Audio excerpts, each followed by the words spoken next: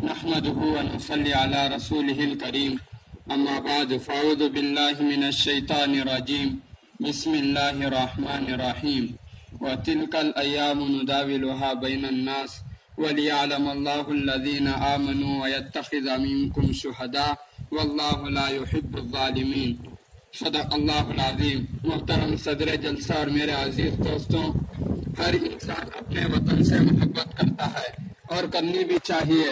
جناب محمد رسول اللہ صلی اللہ علیہ وسلم نے ارشاد فرمایا، حب الوطن من الایمان، وطن سے محبت کرنا ایمان کا حصہ ہے۔ اور آپ صلی اللہ علیہ وسلم اپنے وطن مکہ المکرمہ سے بے انتہا محبت فرماتے تھے۔ یہی وجہ ہے کہ آپ صلی اللہ علیہ وسلم نے ہجرت کے موقع پر فرمایا، اے مکہ تیری مٹی کیا ہی اچھی ہے اور تیری ہوا کیا عمدہ ہے، اگر میری قوم مجھے نہ نکالتی تو میں تجھے کبھی نہ چھوڑتا۔ میرے دوستو، یہ ہندوستان جس کی آزادی کے 70 سال گزر چکے ہیں، 1947 کا وہ سنہرا دن تھا جس دن برادران وطن اور علماء اکرام کی قربانیاں رنگ لائی اور انگریز ذلیل و رسوا ہو کر یہ ہندوستان چھوڑ کر بھاگ کھڑا ہوا۔ اور 26 جنوری 1950 میں ہمارا ملک جمہوری ملک قرار دیا گیا۔ یہی وجہ ہے کہ آج اسکولوں اور کالجوں اور مدرسوں میں غیر معمولی طور پر جشن مناتے ہیں اور مجاہدین آزاد کو خراج تحسین پیش کرتے ہیں۔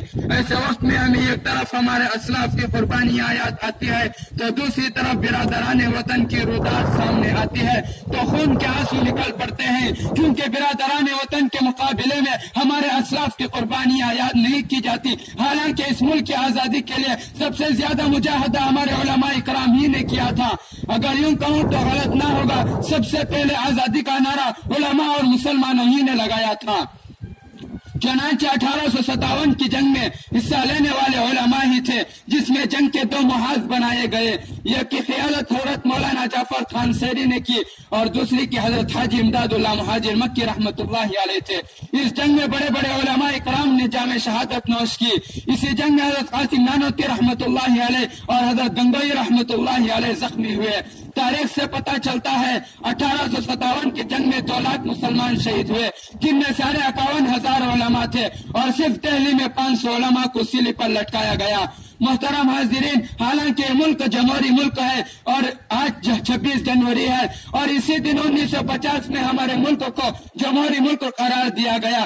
جمہوریت یہ ہمارے ملک کا حسن ہے، جمہوریت کے بغیر ہمارے ملک کا تصور نہیں کر سکتے، لیکن بعض فرقہ پرست جمہوریت کا خون کرنا چاہتے ہیں، کبھی مسلم پرسنل اللہ میں دخل اندازی کرتے ہوئے، کبھی اذان کا مسئلہ لے کر اور کبھی طلاق ثلاثہ کے بل کے ذریعے اور کبھی اذان اور پردے کو لے کر۔ حالانکہ ان فرقہ پرستوں کو جمہوریت کا مطلب ہی معلوم نہیں کہ جمہوریت کسے کہتے ہیں۔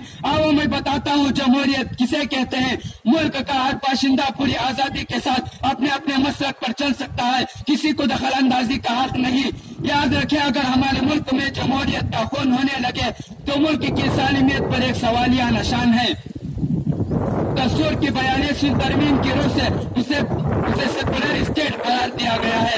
جاننا چاہیے کسی بھی ملک میں سیکولرزم باقی رہنے کے لیے بنیادی طور پر 3 ستون ہوتے ہیں۔ نمبر 1 انتخابات، نمبر 2 عدلیہ، نمبر 3 میڈیا۔ لیکن افسوس کہ یہ تینوں ستون فرقہ پرستوں کے ہاتھ میں کمزور معلوم ہوتے۔ لائک کیجئے، کمنٹ کیجئے، شیئر کیجئے اور سبسکرائب کرنا مت بھولیے۔ جزاک اللہ